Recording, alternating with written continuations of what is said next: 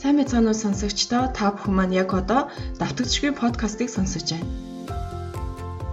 Энэ хорвоо дэлхий дээр амьдарч байгаа 7 тэрбум хүмүүс давтагдчихгүй цор ганц. Үүнийг сонсож байгаа та ч бас ялгаагүй.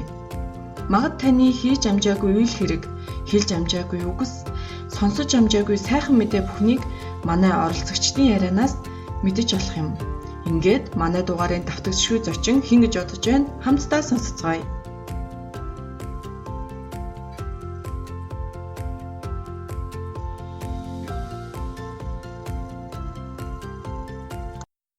Сайн мэцгаанууд давтагдчихгүй подкастын маань 7 дахь дугаар та бүхэндээ хүрэхэд бэлэн болоод байна. За өнөөдрийн подкастаар маань бас нэгэн давтагдчихгүй зочин өргөдөн оролцсон байгаа. За энэ хүн бол миний үлгэр дуурайл авдаг хүмүүсийн маань нэг хадгаламж өсгөөс эхлэн номын зохиогч, лектор, коуч Мөнгөн ахыгаа урьж оролцуулаад байна. Сайн байна уу та? Сайн байна уу? Сайн, урилга хүлээж авсан маш их баярлалаа. Зүгээр намайг урьсан маш баярлалаа. Баярлалаа. Тэгээ манай подкаст маань болохоор тогтмол 2 асуулт асуудаг байхгүй ихэн төгсгөл 2-тоо.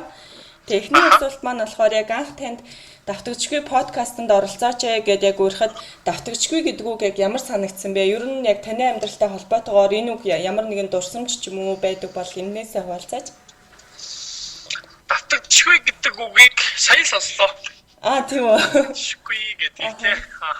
Айгу ялангуяа нэг чиний хийж байгаа подкаст давтагдчихгүй гэдэг нэртэй юм байна гэж сая сонслоо. Тэгээд яг нэг хүмүүс бол давтагдчихгүй гэдэг ялангуяа тэгэл монголчууд айгу их ярьдаг.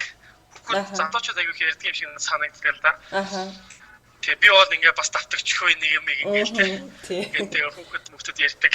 Тэгэхээр тэгж ярьжсэн. Яг нэг талаараа бол энэ бол энгийн утгаараа ойлгох юм бол бид нар бол биенээс өөр гэдэг тийм тэр утгаараа бол давтагдахгүй дэлхийн ертөнцийн би одоо жишээлбэл маш олон тийм 7 тэрбум гаруй хүнээс бол давтагдчихгүй гэдэг утгаараа байгаа. Копидэж хувилбар байхгүй байна. Нөгөө талаар бол энэ яг тэр давтагдчихгүй гэдэг айгуу том философи байж бас болох юм. Ямар яаж харахаас л хамаарах байх гэж л бодож байна. Надад яг намайг давтагдчихгүй гэж хэлэхээр надад бол намайг нэг амар мундаг өндрөөр үнэлсэн ямар лаг үнэлсэн бэ гэж тийм мэдрэмж авлаа. Яа би чамаа нөгөө зарлж ахт наваагчтай давтагдчихгүй гэдээ авч гэж энэ даа гэж баг юм яхаа надад ч юм бол. Тийм яагаад заавал ингэсэн гэхээр би бас хүмүүсийг ингэж боддог байхгүй хүн болгон давтагдчихгүй тэгэнгүүт жишээ нь яг мундаг явж байгаа хүмүүс зөвхөн энэ хүн мундаг юм чинь давтагдчихгүй гэж ойлгодог байхгүй юу. Тэгээ миний подкаст яг юу хүрхийг зардаг вэ гэхээр одоо миний подкастыг сонсож байгаа хүмүүс ч гэсэн өөрсдөө давтагдчихгүй гэдгийг яг мэдрээсэй гэж хүсдэг байхгүй юу. Тэгэхээр тийм хамгийн гол нь тийм зорилготой бас хийгдэж байгаа подкаст байгаа. Гоё мессежтэй байна. За баярлалаа. Тэгээд ярилцлага болохоор би хоёр ерөнхийдөө хувааж хий гэж утсан байхгүй. Эхээс нь болохоор яг таны ном бичгээс өмнөхтэй холбоотой тиймэрхүү зүйлсийн талаар ярих гэж утсан. Тэгэхээр яг би таныг мэдэж эхэлсэн үе юм бол нэг 2000 оны дунд үе явах гэж бодогдоод байгаа байхгүй юу? Тэр үед болохоор яг нэг хооцод явж эхэлжсэн хүүхдийн зүүн нэгдсэн зөвлөл гэд байдаг байсан тий. Яг тэргээр анх яг таныг мэдэж эхэлсэн. Яг танд энэ үетэй холбоотой дурсамжаас чинь яг хуваалцъя гэж одоо. Яг тийм. Энэ үеэс би бас бодохдоо таны яг лекц тавьдаг, одоо лектор болох одоо нэг үеийг хэлсэн болов уу гэж боддог байхгүй юу? Тэгээ 2000 оны нэг амар ихний мэрх гэж сонсож байгаа. Одоо миний үе муу энэ гэж хүмүүс шүү дээ. Би ч нэг орон нутгийн хүүхэд Булган аймагт өссөн. Тэгээд хүүхдийн байгуулагч нь манай нэг амьдралаас хүн чинь нэг өөрийнхөө орон зай орчин байгаа үедээ нэг сайн мэдэрдэг шүү дээ. Магадгүй одоо жишээлбэл хонгороо Монголд амьдарч агаад Солонгост очихлоор Монголын гой сайхныг эргэж харж дурсаж ойлгож хийж болох юм л да. Ёстой гой газар байсан юм биш ч гэдэг юм уу тий. Яг тийм. Тийм. Тухайд бол мэдэхгүй тий. Тэрнтэй адилханаар нөгөө булганд ахад бол тэр нөгөө орон зайгаа мэддэггүй байсан учраас дахиад нөгөө шинэ тэрийг мэдрэхийн тулд шинэ орон зайг хүсэмжилдэг. Тэр утгаараа бол надад хамгийн анх миний нүдийг нээсэн газар бол найрамд хүүхдийн туслан. Аха. Тэгэл тэр хүүхдийн чуулганд очиод тэгэл тэрнээс эхлүүлээ нөө идэвхтэй хүүхдүүд чинь айгүйх тийм манлайлал ч юм уу, өдөрдөгч байх ч юм уу, юу гэдэг одоо айгүй олон сургалтуудад суугаал тий.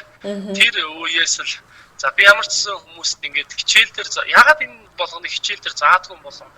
Манай Булган аймагт би хүүхдийн байгууллагт орсон байх үед Эрдэнэ цэцэг гэдэг одоо энэ багшийн сургуулийн сэтгэл судлалын техникийн багш Эрдэнэ цэцэг гэдэг багш байдаг гэсэн тэр багш ирж лекц уншиж ирсэн.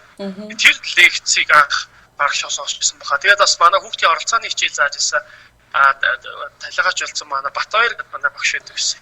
Тэр хоёр хүний хичээлийг сонсчоод магадгүй яг ихэлсэн бахал та. Лекц ихтгэл тавь. Гол тэр зорилго нь ягаад энэ хичээл ингээд 10 жилийн хичээлүүдэд заагддгүй яригддгүй юмнууд ингээд юм гоё юмнууд байд юм болоо гэж. Тийм. Надаа математик, физик, хими хичээл нөгөөдгөө яаж яхад ойлгохгүй тийм. Тэр зорилгоор л за би ийм юм ярих хэрэгтэй юм байна. Би энийг хөгжүүлэх хэрэгтэй юм байна. Гэдэг нэг тийм одоо ерөөсө барьцгүй хүсэл мөрөөдлөрүүл явж ирсэн юм шиг. Яг энэ компанид орчих гэх юм байхгүй, энэ байгууллагад орчих гэх юм байхгүй. Тэр лектор бэлдэх газар гэж өгч байт юм уу мэд тийм байхгүй. Тэгээд тэгээ хатад ирсэн. Тэгээ хүүхдийн чуулгануудыг илэг зохион байгуулдаг болсон. Тийм л тэр үеэс л чамтай та нар хүүхдийн чуулганд оролцож байхад тэгж хэлсэн. Тэр үеэс яг анхаарал ямар мундаг ярьдаг ах нар вэ гэл яг нөө оюуны чадвар хүний хөгжил түгээд бас зүйл байгуулсан шүү дээ.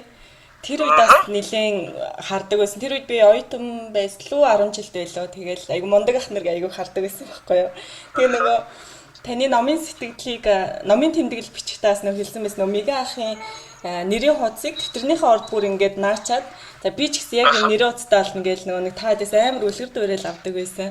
Тэгээ тийм болохоор бас их гоё санагдчихсэн номоо уншихад ч гэсэн. За тэгээд ерөнхийдөө бас ном уншихад уншиж явах ч гэсэн гарч ийсэн. Гэхдээ ер нь та яагаад заавал санхүүгийн чиглэлээр номоо бичгээр болсон бэ? Жишээлх юм бол яг таныг бол илүү хүүхний хөгжил яг тэр одоо чадвар тал руу илүү бичих болов уу гэж угаасаа бодож ийсэн л та. Тэгсэн чи яг жоохон тис өөр сэдвэрээсэн. Тий, би санхүүгийн талаар бичнэ гэж мэдээчгүй. Тий. Ер нь бол угаасаа миний амьдрал дээр ингээд айгүй олон асуудлууд үүсээд эхэлсэн. Тийм л үе болсон л доо. Тэгээд яг хөө тэрнээс өмнө асуудал байсан ч гэсэн тэрийг нэг тэгэж анзаахыг хүсээгүй юм уу? Тэгээ болчихоо хаа гэж ингээд нэг юм хоос итгэл найдвар тэгээ явсан юм уу? Нилээ удаж л дээ. Би Монгол улсыг тойроод лекц уншина гээл. Тэгсэн мөртлөө миний бодит амьдрал дээр маань ингээд гарч байгаа өөрчлөлт байна уу? Ярьж байгаа зүйл маань өөрөө амьдрал дээр хэрэгжсэн үү гэдэг юм ингээд олон асуудал байгаа юм л та. Тэр явж бол хүсэл мөрөөдөл энэ төр гой юм яриад байгаа боловч цаана бидний өдөр болгоны амьдрал тулгарч байгаа асуудал бол яалч үгүй санхүүгийн асуудал болж тарж байгаа юм л та. Тэр орон сууцд байртаа болохоос хэрэгцээ хэсгсүүлэл. Тэгээд маш их өртөө болцсон байна. Би тэгэхээр ажилд орох уу? Эсвэл би ингээ үргэлжлүүлээд лекц уншаа, тэгээ яваад ах уу, тийм? Энэ болгоны цаана би санхүүгээ яаж зохицуулах вэ гэдээс. Би өөрөө санхүүгийн менежер гэмээр хэлээд уг төгссөн. Тэгэхдээ тэрэнд бол намайг хизээч цайлан болоос гаргахгүй гэж баг манай багш нар боддог байсан бахал та. Тэгээ гэтэл яг хоо нэг хувийн санхүүга яаж одоо зохион байгуулах вэ гэдэг дээр өөрөө амьдралыг л дийлгсэн. Тэр бол одоо хүмүүст яг тэг гэж заахаас илүү би ямар асуудалтай тулгараад асуудлаа яаж даван тулсан бэ гэдгээ хуваалцах гин сэтэл төрсөн. Тэр сэтэл төрөх шалтгаан нь бол би нэг тэр ярьжсэн зүйлээс арай жоо эсрэгээр нэг амьдарч үтсэн. Тэр жил хагасын өмнөөс эхэлсэн тэр үйл юм байна. Тэгээд тэр нь болохоор би хоёр данс үсгэл. Зөвхөн яг санаж байгаагаар бол бас нэг олон юм жижиг түүхүүд тий нөлөөсөн. Тэрнээс хамгийн түрүү санаанд орж байгаа түүх гэвэл Rotact гэдэг залуучуудын байгууллага, сайн дурын байгууллага байдаг. Нийгэмд хүүхдүүдэд нийгмийн сайн саналыг тусалдаг тий. Тэгээд энэ байгууллагын залуучуудтайгаа уулзаад бид нар хоорондоо share time буюу мэдлэг хуваалцах гэдэг уулзалт хийдэг юм. Тэгээд тэнд дээр нэг судалгаа хийсэн. Тэр судалгаан дээр л өөрийнхөө одоо ер нь хонгор давтаж хэцүү залуучууд зөндөө чамаас дүүн бас байгаа. Тэгээд бид нар тэгээд тойрч сууж юм ярьж байхдаа тэр нэг жижигхэн судалгаа хийсэн байхгүй. Тэр судалгаа 8 судалгаа байдаг. 8 тал судалгаан дээр нэг сэдв нь санхүү гэдэг сэдв байдаг байхгүй. Тэгээд за өнгөрсөн 3 сарын хугацаанд чи өөрийнхөө санхүүгийн амьдрал дээр ямар те одоо яг анхаарсан бэ гэдэг юм ирсэн байхгүй. Тэгээ би тэр залуучуудыг ерөөсөө ч тийм гэж бодож байгаагүй байхгүй. Хүн чинь харагдах байдлаар үнэлэгддэг. Хоёрдугаар хүн санхугаа ерөөсөө яриад яваад байдаг юм байна. Тэгсэн чинь тэнд нэг одоо цолмон гэж залуу би бол одоо юунд хувцас эзэмшдэг гэж байна. Ох гэж гэсэн чинь манай тунгаа гэж нэг охин би аяллаа данстай тий. Би сая Европоор аялсан гэж тэгж байна. Би тааш энэ үз чи бүр хадгаламж байдаг бүр нэмэт аяллаа хадгаламжтай юм уу гэл тий. Бид чинь тэр тий ярьж байхдаа дотроо ингээд би бас айгуу тийм сонир мэдрэмж авч байгаа байхгүй. Тэгээд тэгсэн хүмүүс ингээд бүгд л ер нь айгуу айхтар юм а санхүү дээр бүр. Яасаа айхтар ингэж бодлоо. Тэгээд надад за би бол тэгсэн чи хинч биш байхгүй. Тэр хүмүүс ачаад. Тэгэл за одоо би анхаарах хэрэгтэй тий. Тэгээд миний амьдрал дээр болсон бас нэг ганц нэг том жишээ бол тийм. Тэгэд явж исэн чи одоо тэр нэг видео бичлэг нэг сая гараа үзэлттэй болсон нэг видео бичлэг надад их буян боллоо л доо. Тэр видео бичлэгийг санамсруугаар бичүүлсэн. Тэр санамсруу бичлэг хүмүүс маш сайн үзсэн. 6 дасны арга гэдэг тэр сэдвүн өгсөөр газар алах гэдэг би нэр өгсөн тийм ихтгэлээс. Тэгвэл яг пост болгож евро нет руу оруулахдаа тэр нэг орой бодохдоо яг л бодсон чинь энэ нэрэ хадгаламж бол өсгөөс эхлэх юм байна тий. Жохоо ихэд нэртэй байвал хүмүүс бас нэг сонирхоод харж байх гэдэг тий. Тэгэл 2 дасны арга 6 дасны арга миний амьдралаар үүслээ. Би нөө 6 дасаа нэг айхтар мундаг хэрэглээд амжилт хүргээгөөсөн ч гэсэн 6 дас надад яалчгүй би болцсон байхгүй. Тэгэл 6 дасныхаа тухай ярьчий та гэл тэгэл тэр бичлэгээс эхлээл хүмүүс үзээл амар сэтгэлүүд ирээд тэр ном бичигдэх шалтгаан болсон да. Яасан чи хурц юм ярьч уу да. Гүү гоё. Яг ингэж би бодож исэн байхгүй уншаад байж хата хэрвээ магадгүй санхүүчээр ажилтдаг хүн байсан бол одоо мөнгөө ингэж хадвал одоо төгрөгийн ханш ингэж өссөн ч юм уу нэг юм амар ерөнхий мэдээлэл өгөх байсан баг. Яг ингэж танихыг уншингууд мөнгө хадгалах нь мэдээж чухал. Гэхдээ хадгалахдаа ямар алдаа гаргадгүй гэдэг нь бүр ингэж яг өөрийнхөө алдаануудыг би олж хараад байгаа байхгүй юу. За ихтэй хэрэгцээ одоо зардлаа хэрэгцээгээ гаргачээ тэрний дараа хадгалахдаа үлдээч гэдэг юм уу тийм үү дараа л нь айгүй буруу эсвэл ингээл за нэг ийм хэрэгцээ гаргачлаа гэж айгүй гаргаад байдаг нөгөө айгүй одоо юу хин хариуцлагатай бус тийм байсан байлээ. Тэгээ ном уншаад айгүй ойлгосон. Тэгээ бас хүмүүс нөгөө сэтгэл хөдлөлөөр хандаж болохгүй гэдгийг нэлээд бас их бодсон. За өнөөдөр 6 дансаа нээчий гэж нээчдэг. Гэтэл яг цаашаа яаж авч явах үед бас төлөвлөх хэрэгтэй юм шиг санагдсан. Тэгээд яг тантай харилцсан чи яг үнэ хэлэхэд яг одоо нэг 12 минут ярилцсан байхгүй юу? Би айгүй энэ үед айгүй сандарч ийн л та. Яа тэр нөө айгүй мундаг сайн ярьдаг хүндэлж явдаг хүнтэйг ингээ ярилцахаар амар сандраад идэв юм байна. Тэгээд нөө асуултынхаа байдлыг хүртэл айгүйг сольчиж нөө тэтэр дээрээ тэмдэглэж ирсэн аа. Тэгээд одоо айгүй чөлөөтэй ярилцсанаа. За тэгээ та нөө кофе клуб гэдээ ажилладаг гэжсэн. Одоо бас ажиллаж байгаа юу? Тэр кофе клуб маань болохоор тэр анх нэрлэгдснээс хойш хэрэгжих нь айгүй цөөхөн байсан. Анх кофе клуб байгуулна гэдэг яриагаар энэ кафеин гэх кофе шоп. Би дөнгөж сая тэр кафеин кофе шоп одоо гараад яг одоо хаан зогсож ийн гэхээр Улаанбаатар Зашибуудлын урд чамтай ярилцсан гэж байна. За. Жохоо талих юм хэлээд хүмүүстэй онцгой сонсогч байгээд жоо нөмөр газар. За баярлалаа. Тэгээд кафеин дээр болохоор анх манай тэр найз энэ байгууллагын одоо тэгвэл Америк руу ажиллангаа яадаг үлээ тэр төвийг эзэн залуу гэдэг. Тэрийг би эзэн гэж бичсэн ч үгүй. Тэгээд яваад чи кофе шоп ажилладаг юм шиг тийм гээд. Тэгээд хямдхан кофе одоо бид бол нэг хэмнэлт хийсэн явж байгаа юм шүү дээ. Тэгээд яг тэр үед. Тэгээд за хямд кофе та юу гэсэн. Хямдраж болно шүү дээ. Ямар зорилгоор юм гэхлээр ингээ гой залуучууд гоё хооронд имэйл суудаг.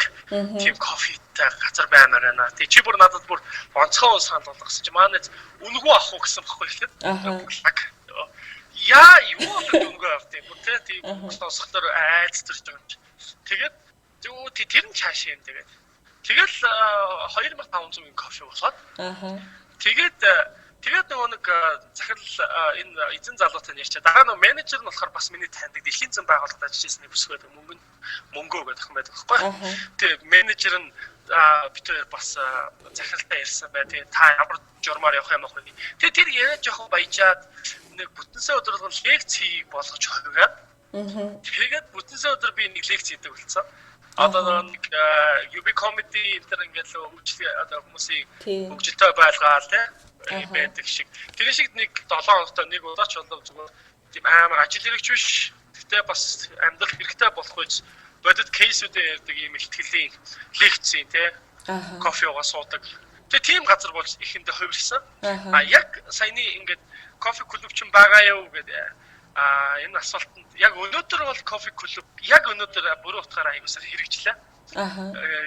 Тодко Самсон гэдэг хүмүүс бодол мэдэх бах.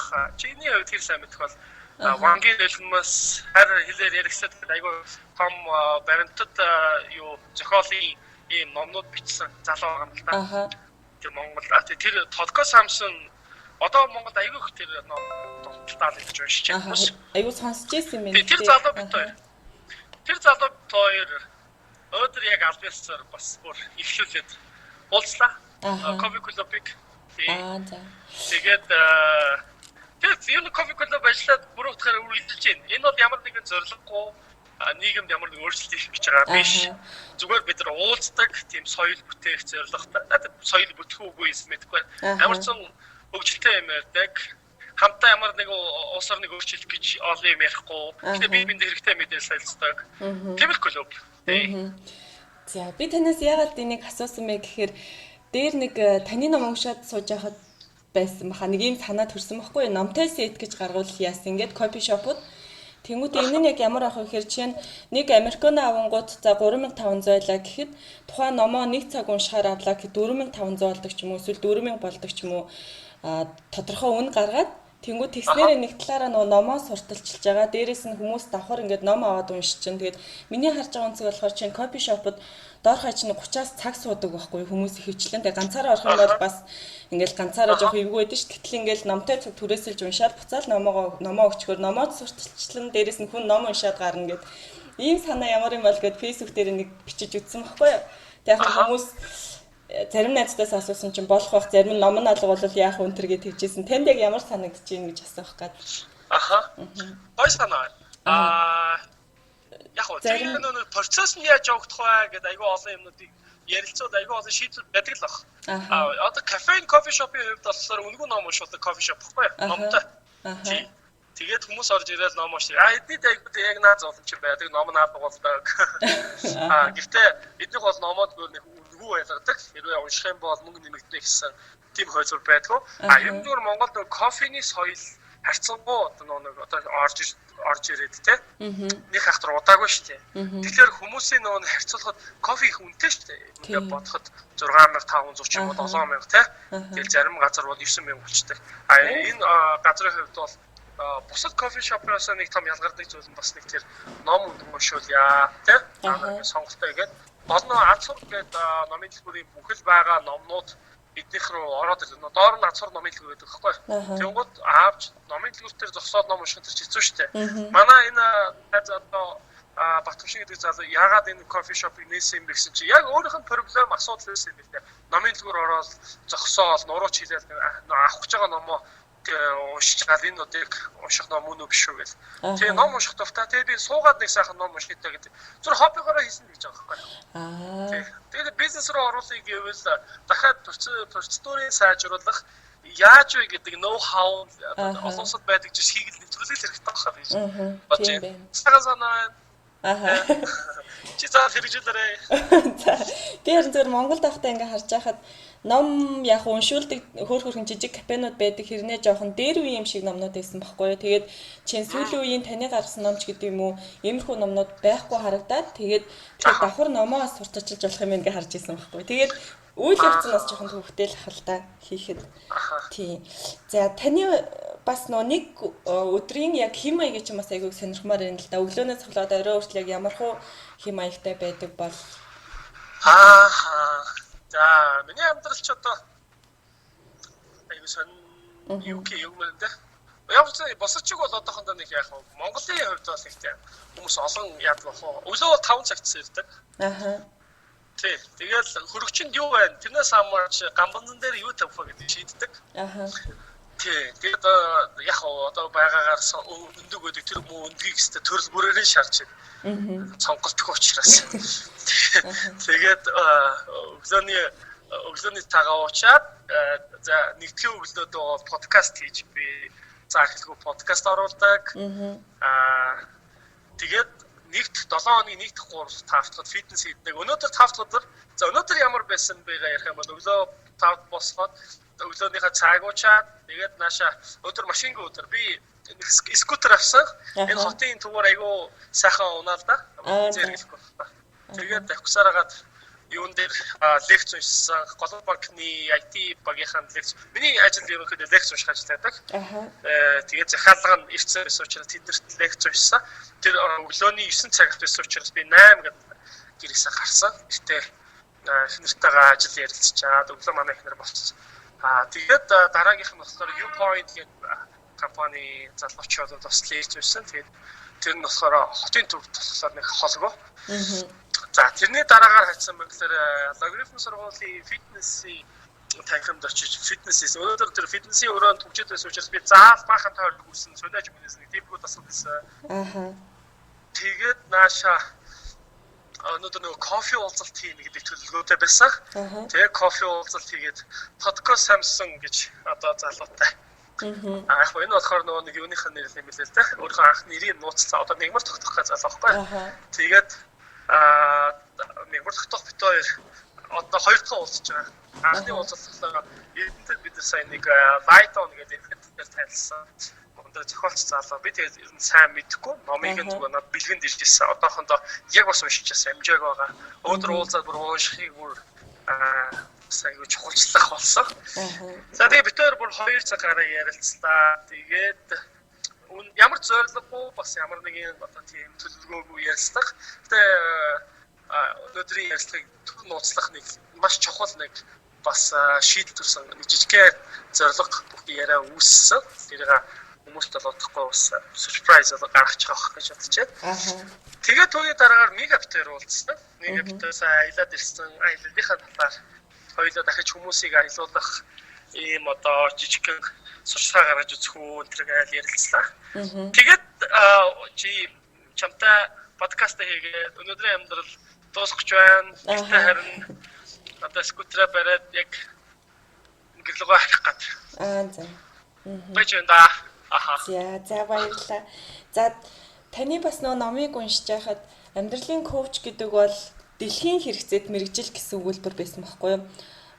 Би тэгтээ нэг юу ээжж бондоо таны подкастыг бас айгаа давхар сонсоод явсан болохоор яг аль дээр нь байсныг яг санахгүй ном дээр байсан болов гэж бодож чинь. Тэгэхээр энэ үг надад айгаа их таалагдсан байхгүй юу? Тэгээ би бас анх подкастаа хийх чахад яг үннийг хэлэхэд давтагдчихгүй гэдэг нэрийг өгсөн нь би мэрэгчлэр хийчихсэн байхгүй юу? Жишээ нь айгаа гоё нарийн мэрэгчлүүд жишээ нь нэмж хуульч гэхээсээ илүү юу гэдэг пиццгийн шинжилгээ ухааны ямар юм гэдэг юм нарийн мэрэгжлийн хүмүүс оролцуулъя гэж бодож байгаад илүү хүнэтмэл болох юм байна гэд яг илүү нөө өөр хүмүүсийг оролцуулахар болсон байхгүй юу. Тэгэхээр танаас одоо асуух гээд байгаа асуулт нь яг таны мэрэгжил одоо хийж байгаа зүйлийн чинь онцлог нь юу юм бэ? Магадгүй одоо сонсож байгаа хүмүүс маань би ч гэсэн ингээ ихтгэл лекц тавих туртай. Тэгвэл ирээдүйн маань яг надад ямар байна гэж харж байгаа бас хүүхдүүд ээж магадгүй. Тэгэхээр та яг юу гэж хэлэх вэ тэр хүүхдүүдэд? Асуулт болохоор яг аль хэсэг нь. Яг аль хэсэг одоо нөгөө ирээдүйд лектор хүн болох ч байгаа ч юм уу тиймэрхүү хүүхдүүд байх юм бол энэ мэрэгжил маань яг ирээдүйтэй мэрэгжил үү яг ямар мэрэгжил вэ гэдэг дээр зөвлөгөө. Чи юу хүсэж байгаа ч чухал. Тэрнээс бол ямар нэг рекламанд автаж бараа бүтээгдэхүүн шахуулна гэдэг бол амар харамсалтай. Дараа нь чиний үнэхээр хүсээг үзүүлж хийж болох юм. Би бол хүссэн учраас лекц уншиж тэгээ энэтэйгээ холбоотой асуудал бэрхшээлийг даван туулахад хүртэл надад тэр миний сонсон сонголт учраас надад даван туулах хүч бол байсан. Би одоо даван явж байгаа. Лекц уншина гэдэг бол яг сургалт лекц уншина мотивашн lecture гэдэг одоо гадаадд бол байдаг юм байна. Баг хамт олны хэсэг бүлэг хүмүүсийг ингээд урам зоригжуулдаг гэсэн үг байна. Тийм ажил хийдэг. Юу болохоор коучинг болохоор бүр нарийсаад ажлын хажуугаараа хийдэг тим ажил юм зүр олон устаа Тэгэхээр би коучингийг бол энэ лекцийн одоо илүү одоо хүнийг яг бодит өөрчлөлт гаргах бас аргачлал муу юм байна гэдэг утгаар илүү жоохон нарийсгаж өөрийнхөө ажил дээр нэмэлт мэрэгч одоо судлаад ажил дээр оруулаа хэрэгжүүлж эхэлж байгаа юм л да.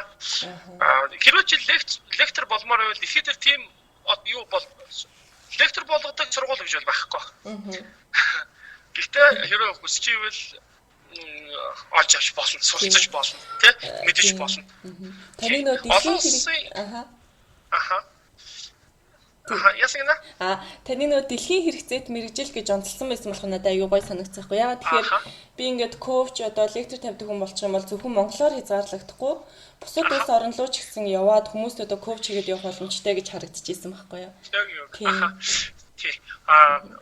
Одоо надад харагдсан асуудал тий бид нар ч өөрсдөө асуудлыг шийдэх гэж амьдарч байгаа шүү дээ. Тийм. Одоо жишээлбэл ягаад чи тий солонгост ингэ байгаа юм тий ямар мэрэгчлэр суралцж байгаа тий чамд нэг шийдэх гээд байгаа асуудал байгаа шүү дээ. Тэгээд тийшээ ингэ явж яадаг. Гинт нэг мэдсэн чи солонгост очиж байгааг байлгүй тий. Тэгэхээр жишээлбэл хүнд өөртөө зорилго тавьж байгаа зүйл гэсэн асуудал тавьчих байгаа байхгүй юу? Одоо ирээдүйд заавал хүрэн тий яах гэж тийш хүрэх гээд байгаа тий. Нэг асуудал үүсчихлээ шүү дээ. За энийг л шийдвэл энэ зорилгыг л биелүүлсэн санаа хамрамаар байна. Тэгэхээр тэр асуудлыг бол ханаас шаарч болохоор л юм шиг байгаа юм. Миний харсан зүйл бол түрүү би анх одоо 2000 оны үед яасан бэ гэдэг тухайга ярьсан.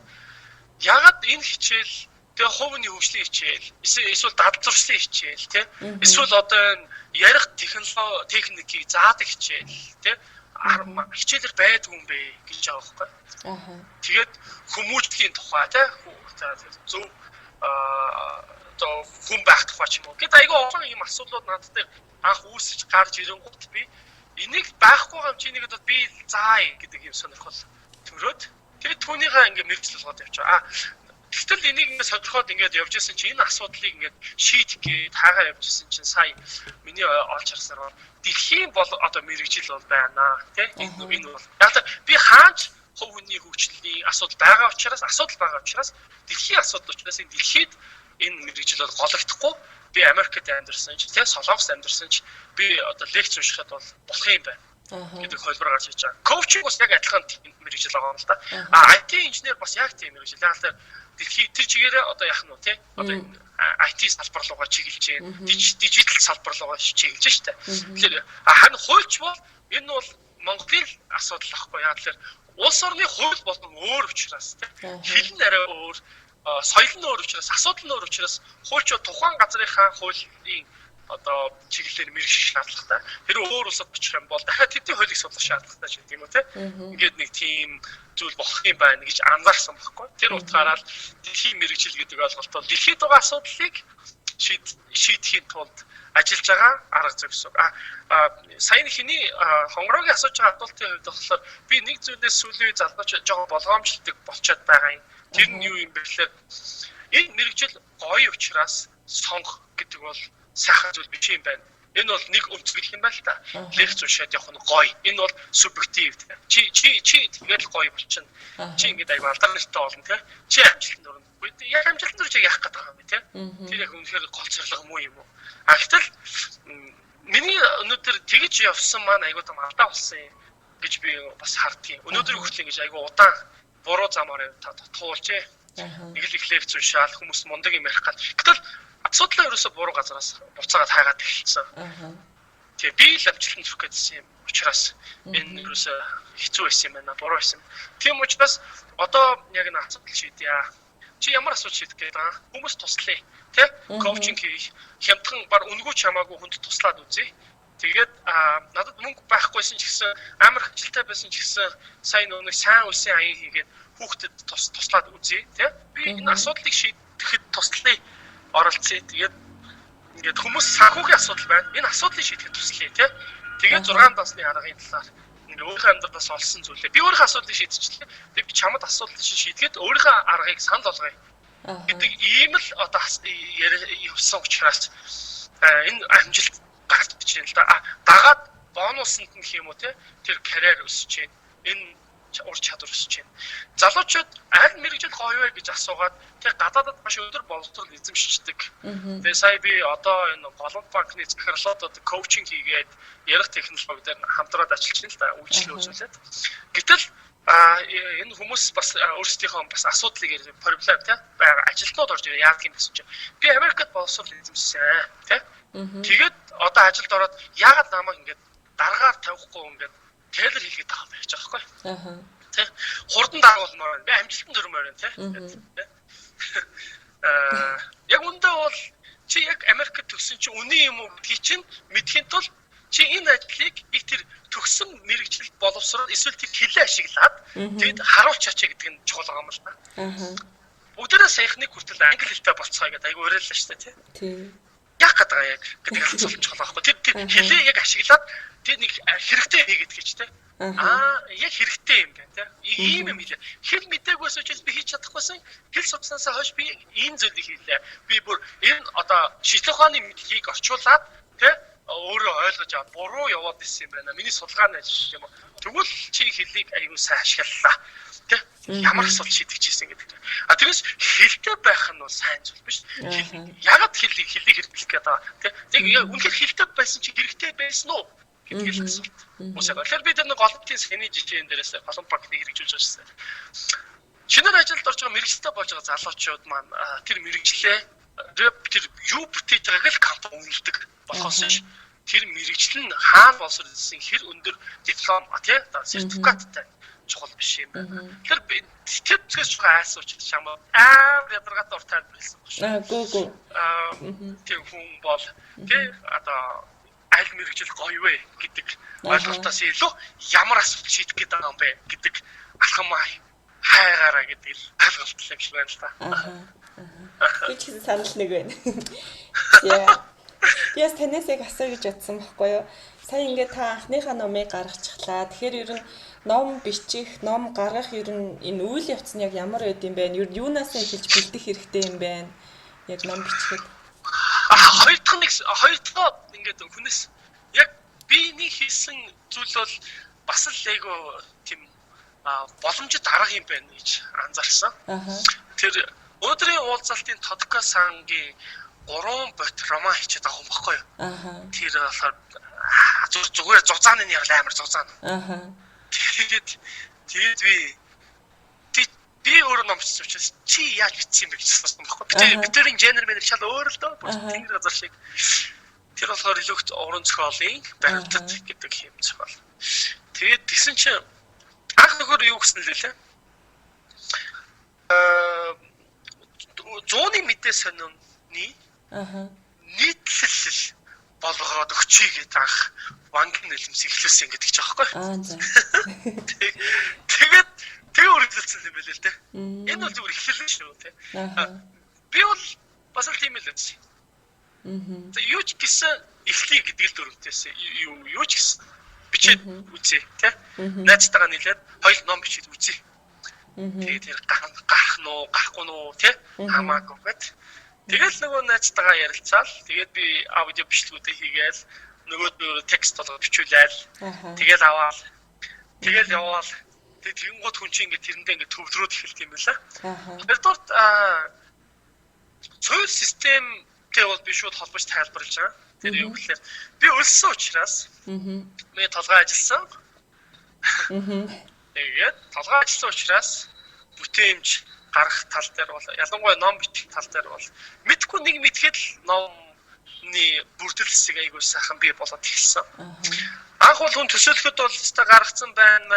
Одоо би өстой тийм нэртэй, тийм бүтцтэй, дотор нь тийм морсон ном байна гэж хүн төсөөлж мэдчихгүй л юм байл л да. Юу хийхэж мэдэхгүй ямар ч нэг мэхлүүлсэн явж байгаа.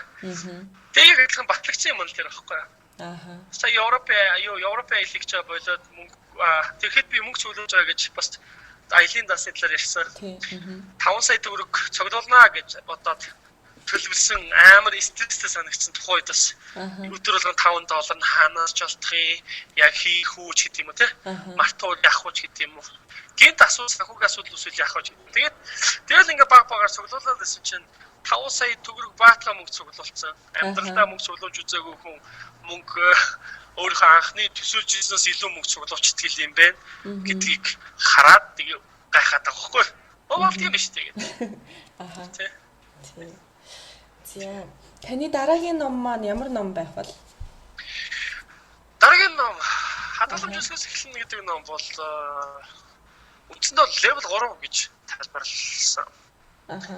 Ийм байна. Яг л хүн бол шууд өөрийнхөө хувийн амьдралын дадлыг сайжруулах гэж мөнгө хадгалаад бол зүгээр нэг хэсэг хугацаанд л мөнгө хадгалж байгаа юм шиг жүжиглэнэ гэж байгаа. Юу гэсэн үг юм гэхэлэр өдөл хаалт хадгалалтыг үрдсэн штэ гэдэг л юм болно гэсэн үг. Нэг хүмүүс гинт амар сэтэл ангуутал турж мурдэн штэ. Тэнгуутаа буцаад амар таргалдгүй юу?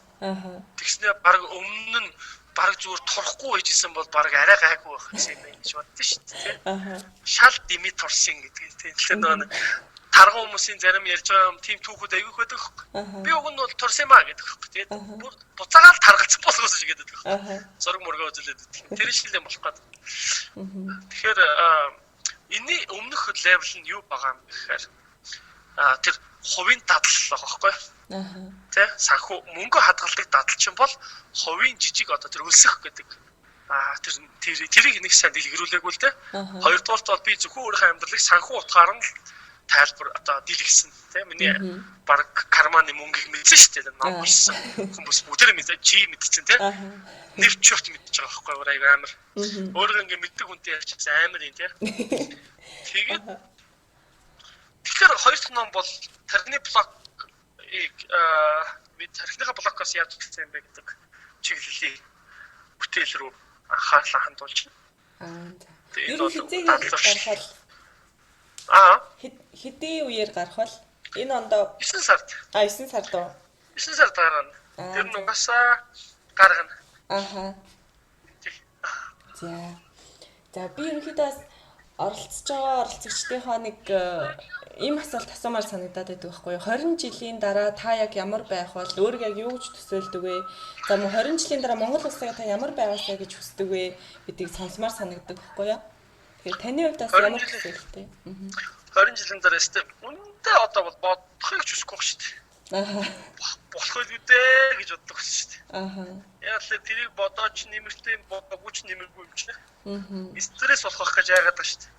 Тэрний өнд за өнөөдөр ингэж дуслаа. Маргааш ахлаа гэж бодоод байгаа байхгүй.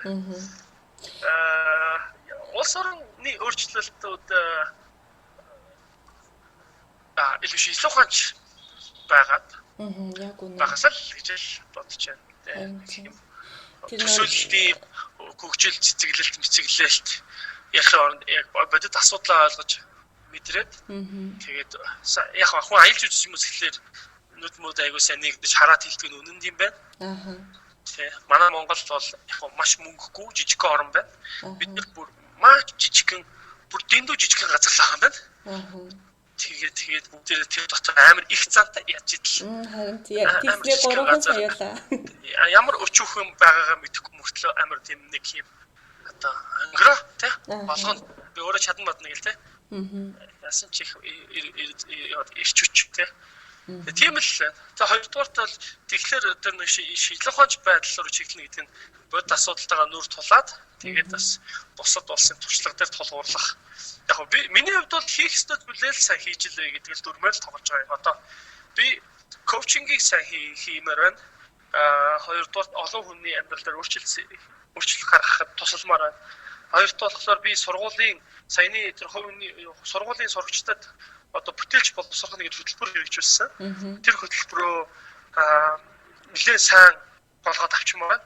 Тэрийг боловсролын систем рүү оруулах гэж үзмээр байна. Тэ? Одоо эрүүл мэндийн хичээл гэдэг шиг хатчил 7 хоногт нэг болов энэ хичээлийг бүх газруудад яг энэ арга зүгээр яг энэ текстээр энэ агуулгаар ингээ хүргээд үзээч тэ?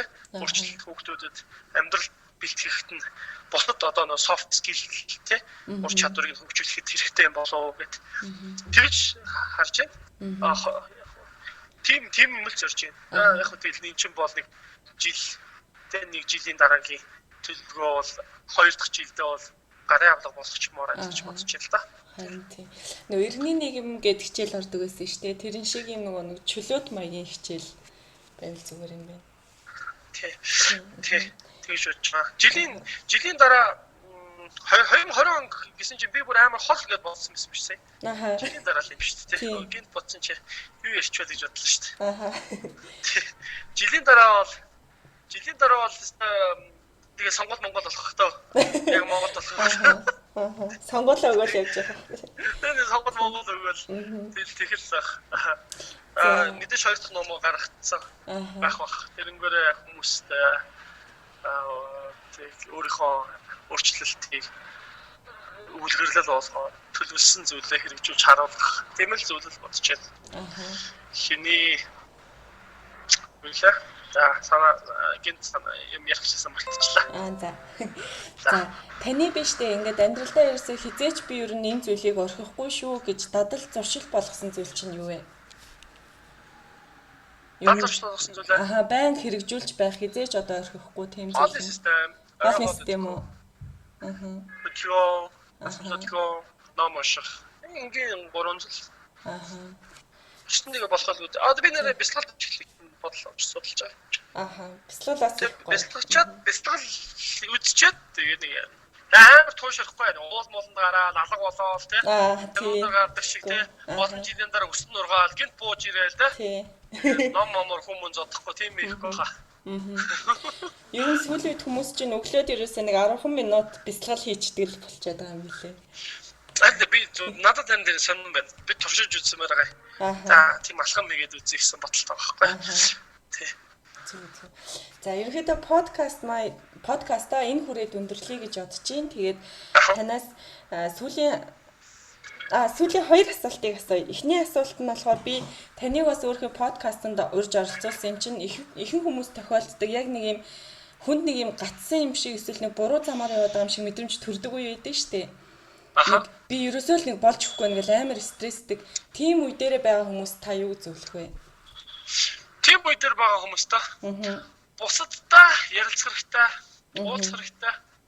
Тэгээд өөрийнхөө өмөрхгүйгээр асуудалд бодиттой хандах хэрэгтэй.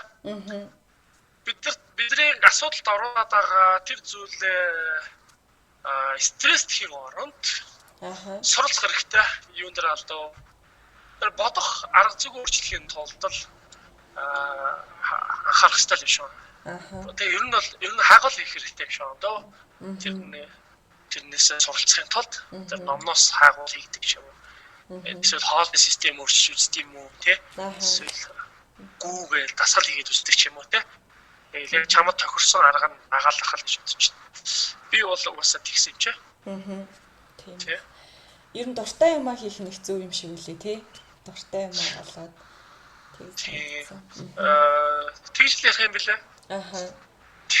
Би бол дуртай юмаа мэдгүй одоогийн байдлаар бол асуудлаас гарахын тулд дургуй зүйлээ ч гэсэн хийж үзсэн тийм.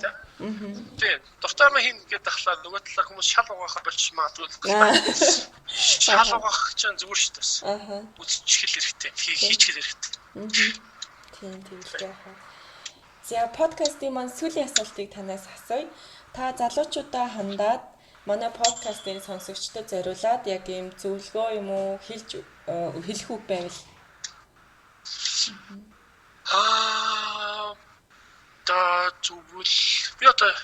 би нэг амар тийм зөвлөчхөрч юм. Эсвэл уриалдаг юм уу? Нөгөө оролцож байгаа хүмүүс маань ерөнхийдөө өөрсдийнхөө нэг хийдэг зүйлсээр ингээд уриалдаг байхгүй юу? За дасгал хөдөлгөөн хийгээрэй ч гэдэг юм уу? Эсвэл эко байцгаач гэдэг юм уу? Яг тий. Илүү баамгор амьдрах. Бүр энгийн байх. Хинч биш. Өөрийгөө нэг хин нэгэн болгож хэлбэрт барих нэг хинч биш байх. Нэг тийм алхам хийгээд алхам биш те. Алхам хийгээд яг үзэх хэрэгтэй. Бахаа гэж бодож байна. Дүрээсээ гараад гой харагдахаас ихтэйхсэ байлаа те. Яг үнэ. За тэгээд үзүүлээ тийм бол гэсэн бодолтой. За. За. Зөндөө янз янзын мөрчлөө Үгүй баярлалаа. Сая таны сүүлийн хэлсэн үг сонссон чинь яг сонсогчдоо номын уншаад үзээрэй гэж хэлмээр байна. Тэгэх юм бол яагаад заавал энэ үгийг хэлвэ гэдгийг илүү бас их ойлгох. Би нөгөө номын уншсан болохоор яг илүү сайн ойлгоод байгаа байхгүй юу? Ийм учраас ингээрээ өөрийгөө нэг хэв маягт баригдаал би нэг мундаг хүн гээл те тэргээрээ баригдаад байхгүй өөрийгөө нэг сул тавиад үзээрэй гэд. Тэр талаас нь би илүү хүлээж авч байна. Тэгээ танд бас ингээд цаг заваа гаргаад миний подкастт оролцсонд маш их баярлалаа. Тэгээ таныг зөвшөөрсөнд бол би маш их баярлж байгаа. Магадгүй цаг завгүй байхад зөвшөөрөхгүй байх гэж би бодож исэн байхгүй юу? Тэгээ зөвшөөрсөн учраас их баярлж байна. Тэгээ таны дараагийн ажил үйлсэд нь номд нь бас өсөл мөрөөдөл гэр бүлд нь бүх одоо хамгийн сайн бүхнийг хүсье юм гаах. Маш баярлалаа. Баярлалаа. Хар орондоо чи яваас манай сонсож байгаа хүмүүс бие самбадаараа ирүүл байгаараа. Айлуулах тэгээд байгаа цаг хугацаагаа илүү аз жаргалтай байлгах хэрэгтэй байх. Аз жаргалтай байна гэдэг нь яг нь ер нь бол ажил хийж байгаа ч гэсэн тэр олдож байгаа боломжийг тэ хатаа хүмүүстайгаа боломж олж байгаа цагийг бас таахан өнгөрүүлэх гэрмзэрээ би сүүлд нэг тэр аялж явж байхдаа амьдрах үе гэдэг үе хоогийн нэг номыг уншсан. Тэгээд надад яг тийм мэдрэмж төрсөн. Тэр бас нэг харуулаг өөрчлөлт гэдэг юм уу. Тэр цаг хугацаагаа ирээдүйдээ зориулж байгаа гэл одоо цагаа аюух гээгээд одоо цагийнхаа зарим нэг боломжит үн цэнтэй тэр зүйлийг дэмэстэсдэг дэмий бодох тэр зарцуулж тийм болов гэж анзаарсан л та. Тэгэхээр бага цаг хугацаагаас эргэн тойрондоо хайлна гэдэг чинь яг зүгээр нэг жаргаал тэгэл хийцгүүрэл суухыг хэлэхгүй байх л та. Тэгээ хин нэгэнд тийм харилцаатай ингээ тийм гоё болол саламж зөв халамж тавьж чаддаг. Тийм байвал тийм бол гэсэн. Үгээр дуусгая та. За баярлалаа өнгөө хаа.